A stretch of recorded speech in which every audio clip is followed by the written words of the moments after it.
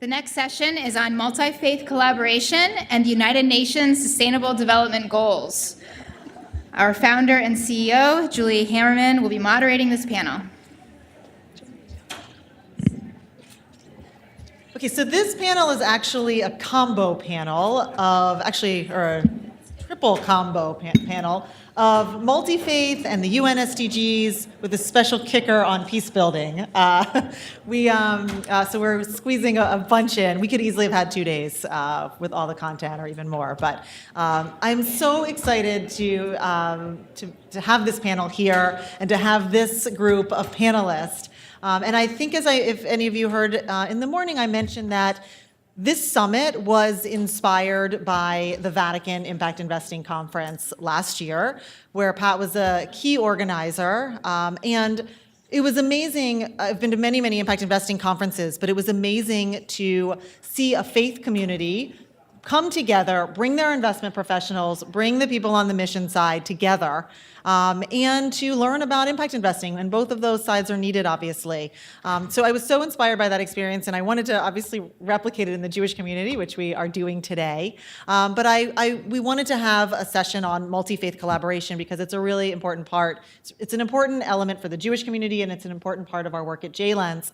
And so I'm going to actually have all of the panelists I actually have specific questions for all of you. So, start over. So, Pat, if you could talk about your role and CRS and how the Vatican Summit came about, and then what are some of the takeaways and next steps? Sure.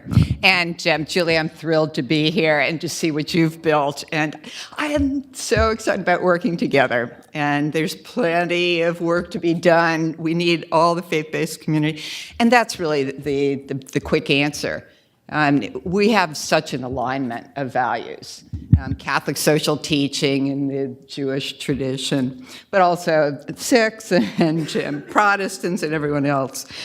In terms of my role at CRS, I've been a donor for years and grew up through the investment community, private equity, emerging markets private equity, and all of a sudden realized I could combine my faith with my profession and bring that to the Catholic community. And it was just a real gift of faith that the past president of Catholic Relief Services, was the former dean of the business school at Notre Dame. I know we're at Fordham today, but Notre Dame, another Catholic school. So anyway, she got it. We started conspiring. The first Vatican conference that we organized was in 2014. And I am thrilled to say that Pope Francis had a private audience with each one of us. It was by invitation only. It was a small group of people. And Sir Ronnie Cohen was one of our keynote speakers, and he said the same thing then that he said today. It's revolutionary. And some of the reasons that we organized that first conference, Sir Ronald mentioned today. And there was an incredible realization that impact investing is not new to the Catholic Church. As a matter of fact, it's part of who we are. And in the 15th century, there were Catholic hospitals, Catholic schools, Catholic orphanages, and then the sisters, the nuns, were crusading for Catholic community development, financial institutions, the nuns on the bus, shareholder activism. But it didn't all come together with this commercial institutional bias until recently. And I think that the three drivers, you ask why, I think part of it is the secular world. It was in 2009 that the Rockefeller Foundation, the GIN, started, and they coined the term impact investing, even though we'd been doing it for a long time. And so what was missing? It was a secular organization. We needed the spiritual leadership. So that was the first driver. And then in terms of the other forces, the magnitude and the urgency of the problems facing us, the climate, but also the poverty, with 4 billion people living on less than $10 a day and 3 billion living on $2 a day. And then the other thing that is really beginning to take effect are the dynamics in the philanthropy world.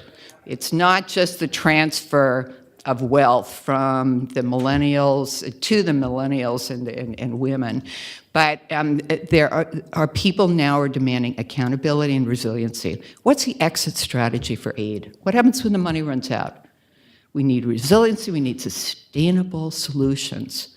Now, I really want to make sure everybody in this room knows this is not a substitute for charity. We still need charity, we still need philanthropy, but that's changing. And the US government is changing the way it's doing philanthropy and grants now too, demanding a sustainable solution. So we had our first Vatican conference. We invited lay people, industry experts, government policy people, and the Roman Curia, the leaders.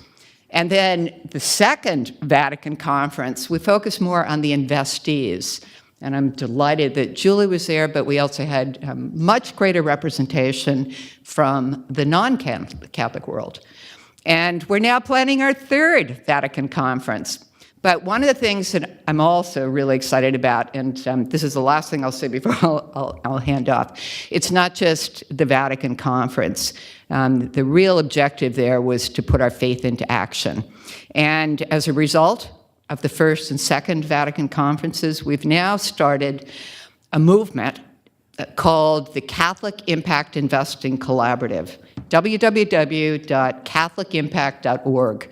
And I am really hoping, Julie, that we're going to be able to work with you and the Jewish Impact Investing Collaborative and hopefully SIC and Protestants to build a movement for faith-based organizations. And I'll talk more about that when we get to Sustainable Development Goals. Great. Thank you so much, Pat. You have definitely inspired us at JLens for sure. So last month, the Vatican Summit was a year ago, and as we were planning this summit, there was an amazing MultiFaith summit that happened in Switzerland that JLens was so thrilled to be a part of and led a coalition of other Jewish institutional investors. And we made a bunch of new friends there, including Mike, who was on the organizing team for an organization called ARC. Can you talk about the Faith and Finance Summit and some of the goals and some of the takeaways from that? Gladly. So ARC stands for Alliance of Religions and Conservation. And it was founded originally in 1995 by Prince Philip with the goal, this is my translation, of answering the question why. Why should faiths be so interested in impact investing or any kind of style investing? And I think a few years back, that question started to change. The question became much more how. The why kind of was accepted. It was really in there. And along with the question how came the request from the UN to ARC to try to involve the faiths a lot more in the SDG. It was a real recognition from the UN of how powerful the faiths can be, not just as investors, but also as communicators and as teachers of all these things that the UN thought were so important to carry out. So Martin Palmer, the executive director of ARC, started the work with the UN and eventually led to this offsite at Zug. At Zug, we had over 30 different religious organizations. I think every major faith was represented.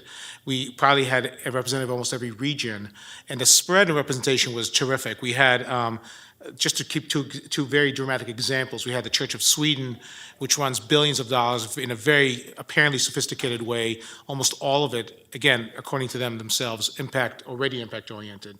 And we had some Muslim groups from Africa that basically had maybe a few $1,000s in operating budget that we're trying to use to do local education and schools and things like that. So the spread was terrific. The excitement was terrific. And Julie, I'm losing track of what I'm trying to answer. So maybe point me in the right direction. And there were discussions and a real effort to bring the SDG goals up to the center, combine them with what is natural, the natural language and focus of the faith groups, and to start to talk about what a new organization would look like that helped coordinate amongst the faiths and try to take advantage of all the commonalities, but also be very, very respectful. There were some very, very deep differences too in both the approach, beliefs, and things like that, and what an organization like that would do. And we raised a significant amount of funding for this new organization, and we're working right now on trying to define it in a way that would suit both the purpose and the various faith groups that we want to serve. Excellent. Thank you so much, Mike. So Fletcher and Rajwant, you were both at the Faith and Finance Summit. Would you both share your takeaways and kind of how it relates to what you're doing in your community? Thank you so much, Julie. I just want to share with you all that Julie is a perfect example of the Jewish engagement on this wonderful topic. She inspired us all, and that's why I'm here. So thank you so much.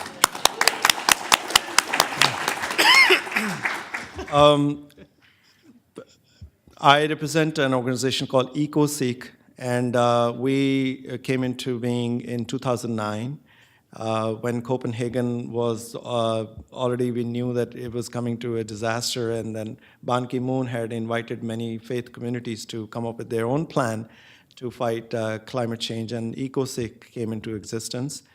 And we have started call it a Sikh Environment Day, which is on March 14th. And last year we had over 4,100 Sikh organizations, schools, colleges all over the world celebrate this one day. We invented this day. We kind of persuaded everybody that let's designate one day when we are just, the entire service and action and prayers, everything is around the green theme. And we are happy to, report that 4,100 organizations participated. And we calculated on the social media, we reached almost 7 to 8 million people all over the world. So these were some, and then we are also doing a farmers training because, as you know, India is, the breadbasket of India is really the state of Punjab, which, and majority of the Sikh community in the world live in this place called Punjab. And the population of 28 million, they produce 30% of the food reserves for India. And just like Israel was arid land, and with the hard work of the Jewish community, Israel in many ways has become sustainable. Similarly, India became sustainable on the food side because of Punjabi farmers and the farmers who are Sikh from the Sikh faith. But now that same land is facing a disaster, and there's 18 cases are registered every day, and there are farmer suicides, and it's a security issue for India because of this land going down the drain, the way the water table is going down. So it's really an emergency situation. So we are kind of trying to inspire the farmers to switch to organic, and at the same time, we are trying to create more awareness among the Sikh diaspora, which is a total of 30 million people all around the world, and to really focus on Punjab. So this meeting in Zug has really brought a refocus of our thinking as to really how we can use the Sikh community, especially in the United States and Australia and UK, is doing well, and in the financial sector or in many other professions. But there have been no attempt to put together our resources for the betterment of the earth and for this kind of positive, proactive approach. So this is really a great thing for me to see how the Jewish community for the very first time is venturing into this direction. So we will be following you guys. The Sikh Impact Investing Summit. I love Yes, that. Yeah. exactly. We will Just have change the slide. S-Lens. We will have the S-Lens. So thank you so much. Yes, That's the takeaway from Zog and from this meeting here. Oh, I love it. Thanks. Yeah, Fletcher. Thanks, Julie, and congratulations on such a wonderful gathering. It's really great to see. I direct an interfaith environmental organization called Green Faith, and so we come at the impact investing space with a particular concern about climate change and about what religious and other values-based, values-driven investors can do about that. And I would say in relationship to Zug, one of the things that was meaningful, and ARC did a really wonderful job with this, as they have on a lot of work in this area, was to invite participants to write down the values that governed their investments. To the degree that they had those philosophies defined already, they could reproduce them and share them. To the degree that those were, works in progress, or that was a spur to good thinking, it served that role. And one of the things that came out of the conference in Zug that I think was a tremendously useful resource was a compendium of those investment principles or investment policies with a particular focus on the sort of social impact, environmental impact, the ESG sort of factors. We came at it with a specific focus that and I'll say more about this later, but we're helping coordinate a campaign called SHINE, which is involved in working to end energy poverty with distributed renewable energy on a global scale. And part of the challenge there is when you talk about the deployment and development of renewable energy, in the past, one of the ways it's been done, which we don't support, is by developing, for example, very large-scale hydroelectric projects which displace tens of thousands of people from their homes and which cause a good deal of environmental degradation and dislocation. And from our perspective, values-based investors should not be investing in those kinds of projects.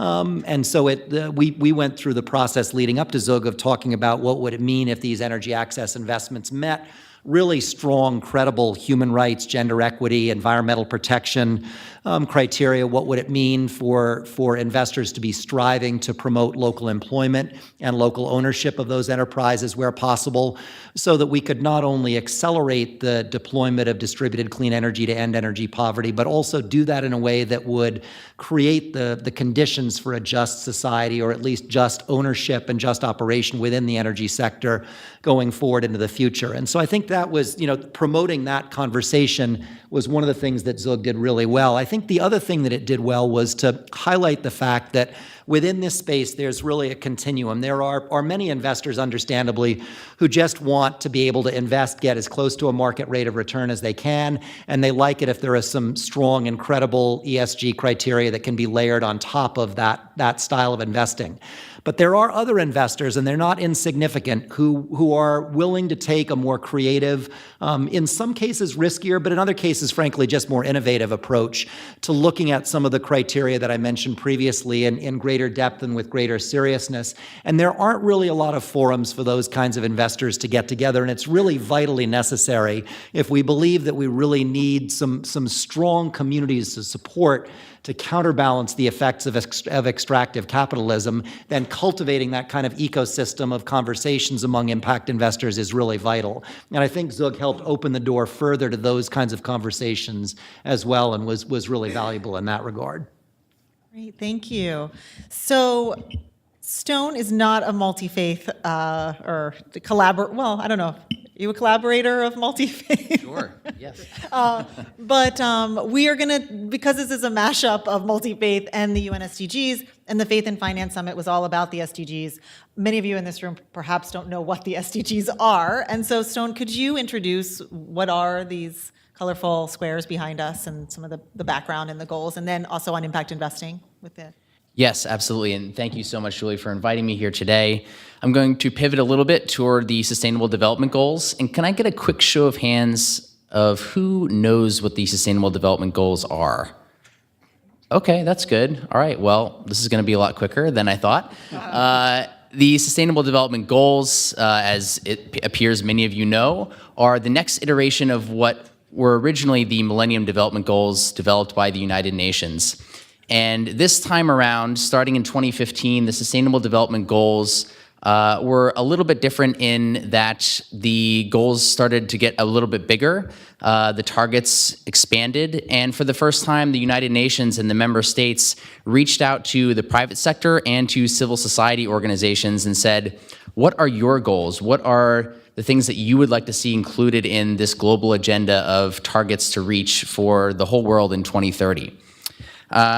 So one of the key issues with the Sustainable Development Goals, and you can see a number of them here, all of them here, is how to finance them. The key issue here is that although many governments around the world are committed to financing the Sustainable Development Goals in their own country, the funding shortfall for what experts believe will be the amount needed to fully reach these goals is around $2.5 trillion a year. So the key challenge here is, where does that money come from? And it could come from the private sector. And for the first time, the private sector has been invited to the table in a lot of these conversations. You have some really good examples of institutional investors like UBS coming up and saying, as UBS did during the World Economic Forum this past January, we are committed to put $5 billion toward the SDGs. Several other institutional investors have made this kind of commitment, but I think the group that's really leading the charge in this front in fulfilling that gap, that funding gap, is the impact investing community. And the impact investing community is not large. We're talking about, if you look at the Global Impact Investor Network and a survey they did of impact investors looking at the Sustainable Development Goals, around 200 companies, 200 firms that are committing around maybe $22 billion a year of investment towards all sorts of impact investing, and only about 50% of them are looking at these Sustainable Development Goals as something they can align their portfolios to. So we still have a long way to go in funding that $2.5 trillion gap. One of the things that I am really interested in, coming from the peace building world, and I guess I'll back up for a second and say that I work for an organization that does peace building. I've spent most of my somewhat short career at this point in the peace building community, working for nonprofits and governments. And I'm really concerned with Goal 16 up there, which deals with peace, justice, and inclusive institutions. And on this front, you don't have a lot of investors looking at the SDGs and Goal 16 in particular and saying, this is something that I really want to invest in, which is a bit of a shame. And there are members of the community that are trying to turn that around, and Julie is certainly one of them. Speaking at the Social Capital Markets event about a month ago on impact investing for peace.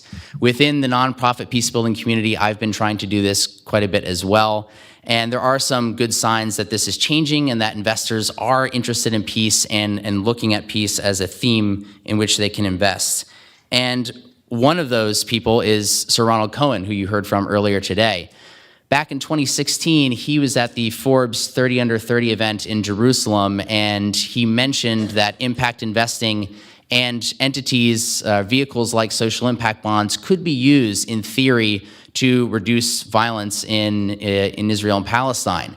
And he, in a somewhat more recent interview with the Financial Times, backed that up a little bit and said, well, there isn't really an impact bond or financial vehicle that can solve this conflict, but increased investment in economic activity would be a good thing to help this issue. Another investor or another social entrepreneur in Israel that I wanted to mention is the CEO of Our Crowd. Those of you might be familiar with that from the crowdfunding space. He was asked about investments in peace, and he said, well, I'm not really seeing a lot of that here in Israel, but this is quoting him here, if you really want to bring peace, he said, let's invest. Let's create jobs for Jews and Arabs. Let's work together on water, agriculture, and health. That is something positive. So I think there is a really good space to look at the Sustainable Development Goals, and particularly at Goal 16 as a framework for which impact investors can move the needle forward on peace. Fantastic. So we were going to have our own breakout session on peace building, but we didn't have time in the agenda. You can see how squeezed it is. But we couldn't lose Stone, who I really think you are the expert on impact investing in peace, and is having a symposium. I'll plug you, a symposium on January, what, in DC? January 22nd and 23rd, we are having a symposium on venture peace building, which is a term that I created that hopefully will stick. And the idea is to bring impact investors, social entrepreneurs, and peace builders together to form a new ecosystem on investing in peace. Great. Great. So I was going to now ask if we could just work our way back this way, and if you wanted to, kind of all of the panelists, highlight, SDGs that you in particular are working on or engaged with, that would be great. Sure, I can say a bit more, if that's okay, about Goal 16. One of the things that we're trying to do right now, or I'm trying to do, is to create investment options for people so that they can align their own portfolios, be that 401ks, something else, to Goal 16. I've been working a lot with a few groups. One of them is called Open Invest. Is anybody familiar with them? They're an impact advisor firm. I talked just yesterday with their co-founder, Josh Levin, about creating an investment screen for peace and having mostly millennials align their portfolio, that's their target demographic, to peace building in some way. And we're trying to think about the metrics for that. And I'll let my colleagues talk more, but if you want to talk to me later about different investment options in peace, I'd love to chat.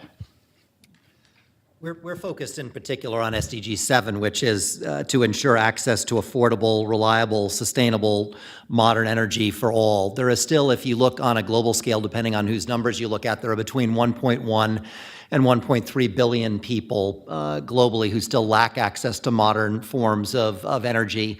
And there are another 2.6, 2.7 billion people who lack access to clean cooking facilities. And the health toll of that is almost uncountable.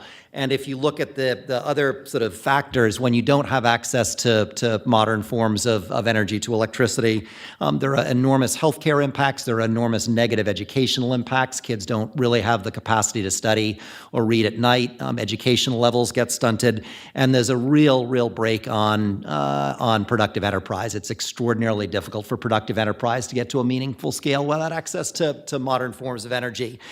The good news is that now there are technologies, renewable energy technologies, that are at the point where they're both affordable and scalable and highly reliable. And the markets for those are growing substantially. And there is a real gap that exists between these companies, often very much at the startup stage, and what large-scale investors will look at. And so the SHINE campaign has been formed as a coalition of foundation and faith and NGO investors to look very specifically at how to facilitate investment into that space by those investors, opening up to a range of different sort of return or investment types, but with the clear goal of working along with in concert with SDG 7 to end energy poverty with distributed renewable energy by 2030, which is the deadline for meeting the SDGs. And to date, there's a really sort of strong coalition of groups that have come together. American Jewish World Service was one of the first, along with Islamic Relief Worldwide, the World Council of Churches, the World Evangelical Alliance, a number of National Catholic Relief and Development agencies, the International Network of Engaged Buddhists. JLens has endorsed and is looking for ways to become involved.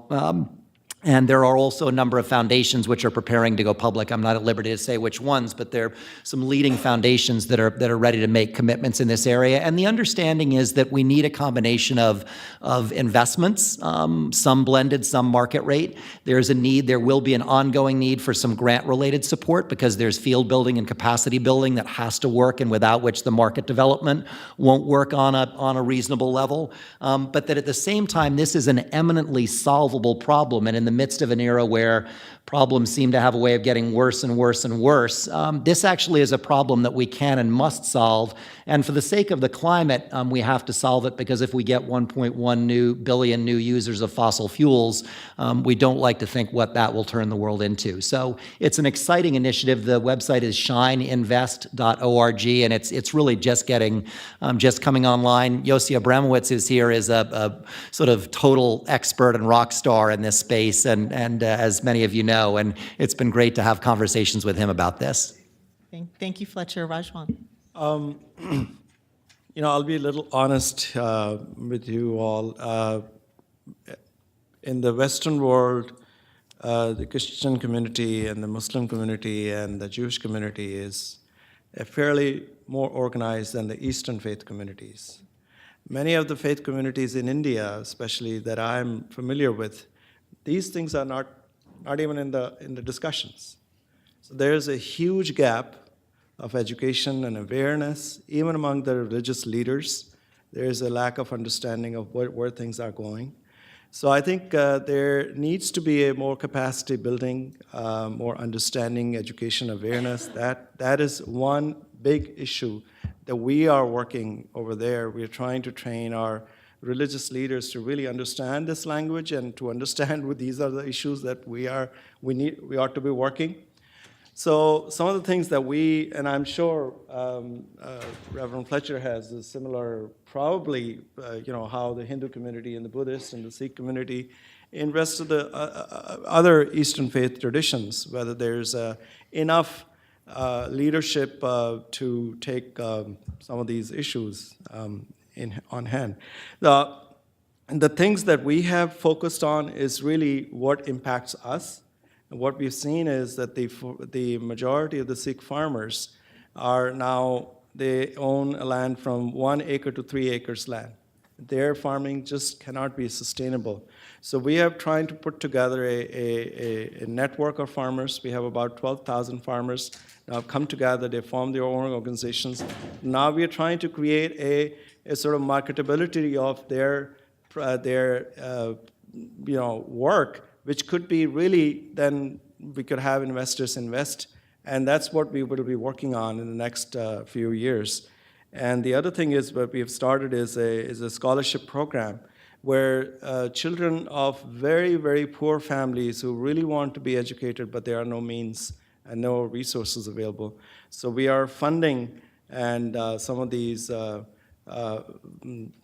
families who make less than 50 cents a day, maybe one meal a day.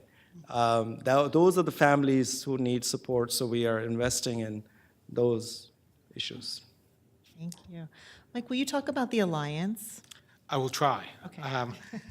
I think, Also, like, I don't know, Star Trek. yeah, and Julie, please direct me, because I'm not sure I'm going to go in the direction you want me to, and I'm happy to change directions. Okay. I think one of the feedbacks that I heard very, very loudly at Zug and from all the various groups about the SDGs is they are tremendously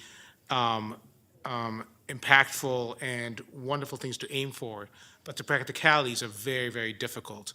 And when I say practicalities, I mean anything from translating a specific set of faith-based beliefs into the SDGs and exactly how to embed the SDGs in them or vice versa, all the way through, and this was particularly an issue for a lot of the US investors, all the way through how do I actually measure my impact? How do I actually know that an investment I made had a payoff, and how do I trade off that impact against any other sacrifice I may have made or any decisions I made around the investments?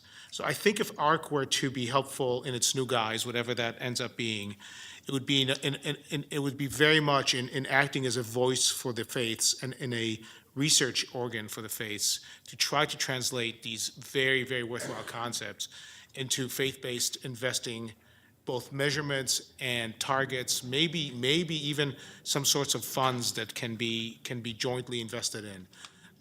Is that the direction you meant, Julie? Thank you. And Pat, maybe just a minute on the SDGs that relate to. Absolutely, and since I'm the last one to address the SDGs, let me put it in a framework and start by quoting Pope Francis in his encyclical on what most people thought was the environment. He started by saying it's all interrelated.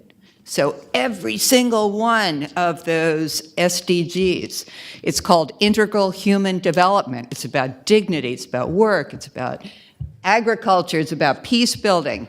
And I think that in terms of a framework, there is a dual strategy that we've adopted now at Catholic Relief Services.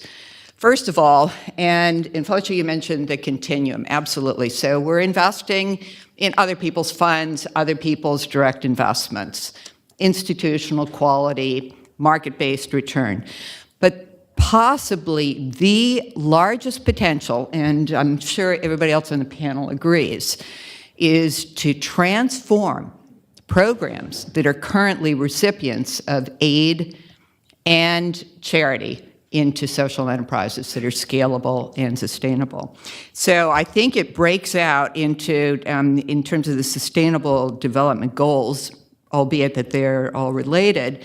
On the institutional side, mostly healthcare, and solar energy, renewables. So that's more on the institutional side.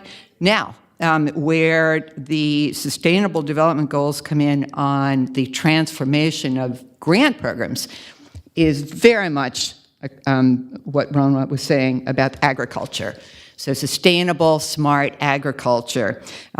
We've now, this is public information, sponsored a program in Madagascar for smallholder farmers that are vanilla exporters and linking them up into a global supply chain.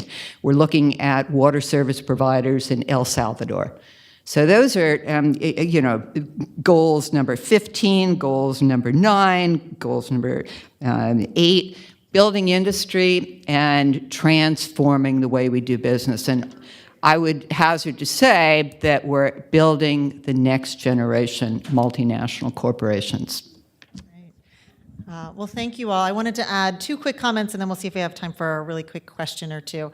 So one of the reasons why I think so many people are inspired by multi-faith collaboration is that it's hard.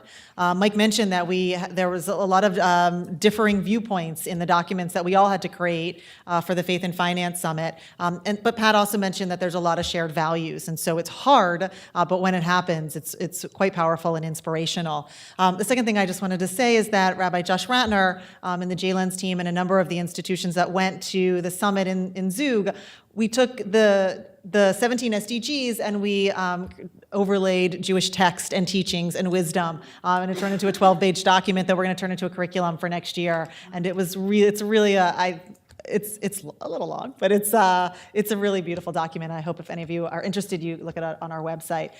Do we have time for one? Maybe, is there any questions? Maybe that's. Should see. Okay.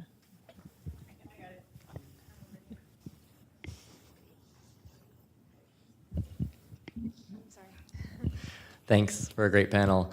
My question is related to the work of building consensus within your own faith communities and then bringing that sort of maybe consensus to the summit that you're at. Talk about that process and if you've seen any challenges from that process.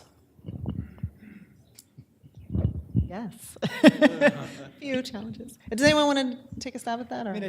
I think there's nothing but challenges with this stuff, and I think the thing to do is you never get 100% of any spiritual or faith tradition anywhere behind anything. So I think what you do is you find committed, values aligned members within different traditions, and you work constructively with them. I mean, I think it's much better to sort of find a group of people who are able and capable of working together and to go for it that way than to, you can't, life is too short to be chasing after people that you're very unlikely ever to get. One of the clear messages I heard at Zug, and it wasn't clear at all, which is why I mentioned it, was on one hand, the faith groups need a single point of entry, a single voice, a single way to set the language, a single way for any organization, from investment managers to consultants to the press, to reach the faiths. On the other hand, every faith needs the right to deviate from the message. And I think that those messages were given to us very seriously, yet they're very conflicting. And I think you have to manage them. I think there's no choice. There's that intrinsic tension that has to be managed in this process. And just to add that the interfaith collaboration and working together also helps to bring consensus within each faith community. But why do you want consensus? I think you want innovation. This is when you really want people to speak up. I want to learn from Julie and from Mike and Ron White and Fletcher and Stone. I want to learn from all of you. And we need new ways of doing business. And if anybody else says to me, market-based return, I'm going to have a fit, because what is a market-based return these days? Instead of hiding behind these trite phrases, let's start describing what it is our values are and then defining how we're going to do it, and keep an open mind. Let's create some new things. Yeah. I'm just going to close by saying, Dave, it's an excellent question. We actually don't find any areas of debate or dissent in the Jewish communities. We're very lucky. I'm sorry for my colleagues up here. So, yes. But we do a lot to build consensus, and we do surveys, and we actually very much follow the JCRC of San Francisco's consensus building model, because it's really well done. So thank you all so much. Thank you, panelists. Thank you, panelists. Thank you, Julie, for moderating.